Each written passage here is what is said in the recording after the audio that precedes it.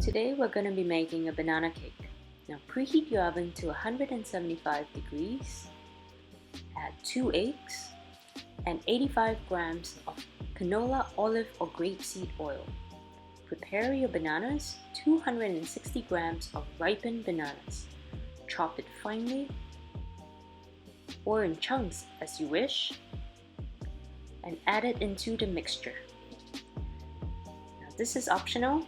If you would like to add some nuts, toast your nuts. Pecan or hazelnut is what we would recommend. Dice it up finely and add it into the mixture.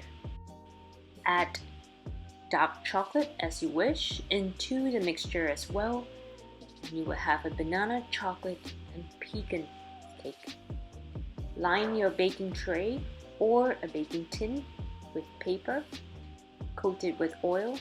Bake at 175 degrees for 45 minutes. There is also an option to put this in an air fryer for 160 degrees for 30 minutes.